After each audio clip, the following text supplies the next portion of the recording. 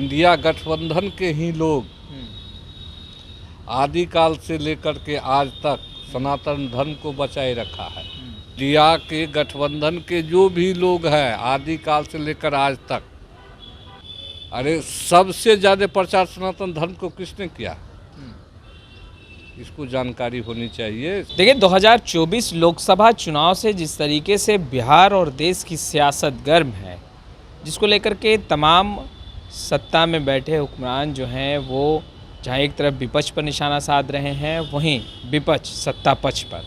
हमारे साथ बातचीत करने के लिए जेडीयू के कद्दावर नेता, बिहार सरकार में मंत्री रत्नेश सदा जी हैं। रत्नेश सदा जी, सबसे पहले तो जिस तरीके से शिक्षा मंत्री प्रोफेसर चंद्रशेखर जी ने बयान दिया, इसे किस रूप में देख रहे हैं? ये एक बार का बयान नहीं है, इससे पूर्व में भी उन्होंने बयान दिया था, अब भी बयान दिया। 24 का चुनाव भी बहुत नज़दीक है, आपको नहीं लग रहा कि बहुत बड़ा नुकसान हो सकता है ऐसे बयान से? देखिए, जितने भी धर्म है, धर्म ग्रंथ है, सबको सम्मान देना चाहिए।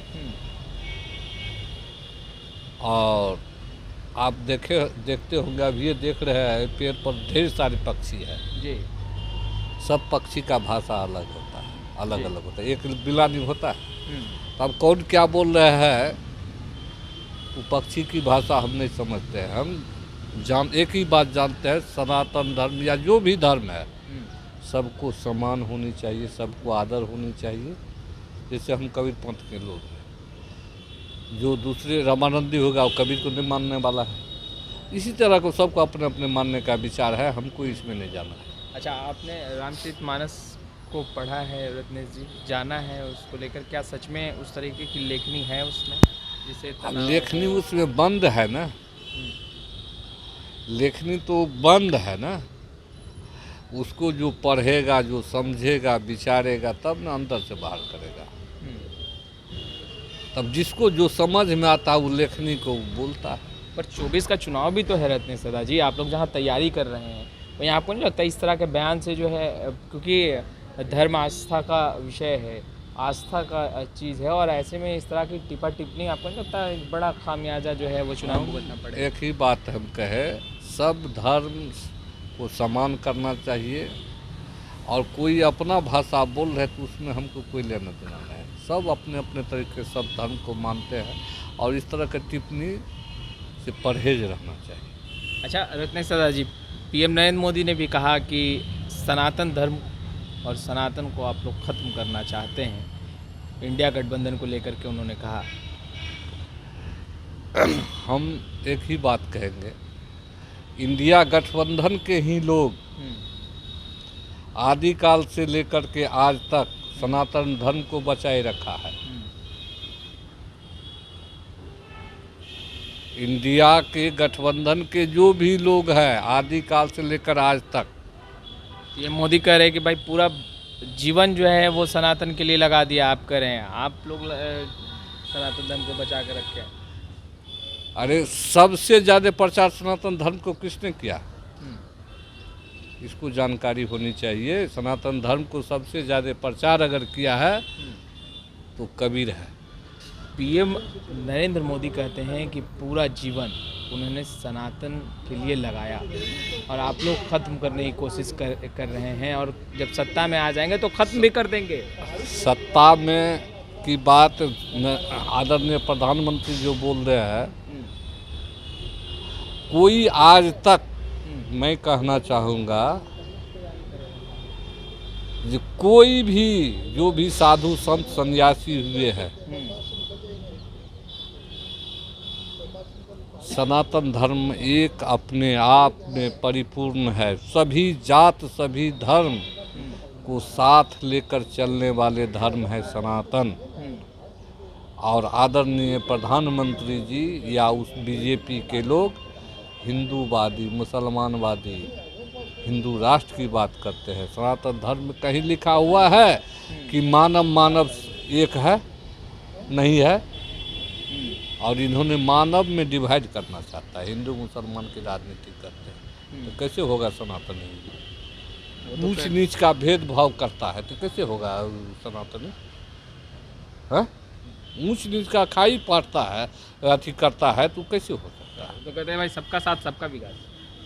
तो करता तो आज ये SC ST के लोग को इतने आरक्षण खत्म करने की बात करता है। सनातनी अगर है तो कबीर है जो पूरे संसार में सनातन को बचाया। अगर सनातनी है बिहार के 100% 24 कैरेट का सोना है नीतीश कुमार। इन्होंने सभी जात सभी धर्म सभी को भेदभाव मिटा करके समाज का विकास करने का काम किया है। नीतीश के कैबिनेट में ही तो मुख्यमंत्री नीतीश कुमार के ही कैबिनेट में मंत्री है ना प्रोफेसर चंद्रशेखर। हम कहें ना पक्षी का अपना अपना भाषा होता, कौन क्या बोलता है उस पर नहीं जाना। ऐसे बोल करके आप पीछे हट नहीं सकते हैं रत्नेश सदा। नहीं पीछे हम नहीं हटते हैं। अपना अपना भाषा है, वो नहीं मानते उसकी भाषा है, लेकिन हम तो सभी धर्म सभी जात को सम्मान देते हैं। अच्छा, केंद्रीय गृह मंत्री अमित शाह बिहार आ रहे हैं और कहा जा रहा है कि बड़ा खेल होगा। अरे बड़ा खेल होगा। कछुआ खरगोश की कहानी सुने हैं? सुने हैं, पढ़े भी होंगे। कछुआ कितना धीमी गति से चलता था है? और खरगोश को अहंकार हो गया, हम एक छलांग में हम जगह पकड़ लेंगे। लेकिन खरगोश जब छलांग मार तो कूद दूर गया तो थोड़ा का आराम कर लेते हैं, और कछुआ धीरे धीरे चल रहा था। यानी अभी देश की राजनीति और बिहार की राजनीति में आप लोग कछुए की चाल चल रहे हैं। अरे वो तो पहले कह रहा था कि 23 तारीख को लिट्टी चोखा खाने के लिए आया है? और जब बेंगलोर में कार्यक्रम हुआ तो अनान फरान में 38 दल को बैठा बुला लिया, जो दल तब को जनता ने रिजेक्ट कर दिया था। है? तरह तरह के सु गुफा छोड़ेंगे। पहले कहता था इंडिया विपक्ष एकता होबे न करे, जब एकता मजबूती के साथ आ गया था उसको डर हो गया, इसलिए दौड़ दौड़ कर आता है कि किधर से कौन जनता हमको सपोर्ट करे। कहा जा रहा है कि भाई बिहार आएंगे, अब जब जनता के बीच बड़ी रैली करेंगे तो एक बड़ा बदलाव होगा बिहार में। पैसा दे करके खरीद करके लोग लाएगा ना।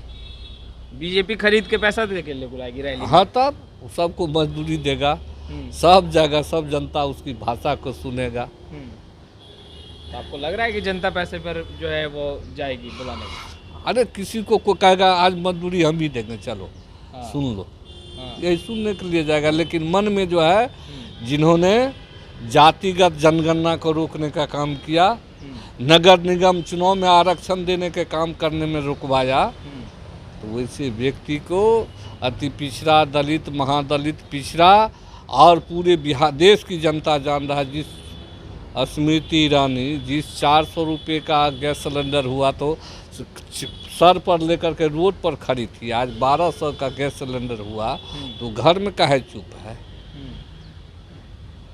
अच्छा, आपने जो कहा था रत्नेश सदा जी की जीतनराम मांझी की पार्टी को ख़त्म कर देंगे, आपने दिसंबर तक की बातें की, तो मतलब ख़त्म कर दीजिएगा जीतनराम मांझी की पार्टी। वो तो बोल रहे भाई कि बहुत मजबूत है मेरी पार्टी और उनके उसको अपने पता चलता होगा। आप लोग भी पूछते हो तो उसको अपने पता चलता होगा क्या हो रहा है। कब तक ख़त्म कर दीजिएगा जीतनराम मांझी की पार्टी को? हमको लगता है कि जो ख़त्म तो अथी उसके कार्यकर्ता को हम ले आएंगे अपने में। मतलब पार्टी तोड़ने में आप मतलब सक्षम हो जाइएगा। अब आगे आने वाला समय अपने रिजल्ट आएगा। आप गया भी जा रहे हैं, अपने रिजल्ट आएगा। गया वहाँ का हम फोटो भेजेंगे, उसी से आप अनुमान कीजिएगा। यानी गया में कुछ बड़ा खेल जीतनराम मांझी की पार्टी को तोड़ने के लिए रत्नेश सदा वहाँ से हम जो भेजेंगे ना फोटो, उससे अनुमान कर लीजिएगा। तो देखिए, बातों ही बातों में रत्नेश सदा ने कह दिया गया आखिर क्यों जा रहे हैं। जीतनराम मांझी की पार्टी हिंदुस्तानी आवाम मोर्चा सेकुलर को ख़त्म करने की बात रत्नेश सदा ने मंत्री बनने के बाद की थी, और लगातार जीतनराम मांझी की पार्टी के नेताओं को अपने दल में जोड़ रहे हैं, यानी कि जेडीयू में जोड़ रहे हैं। आगे की तस्वीरें भी लगातार हम अपडेट करते रहेंगे। आपका बहुत बहुत शुक्रिया।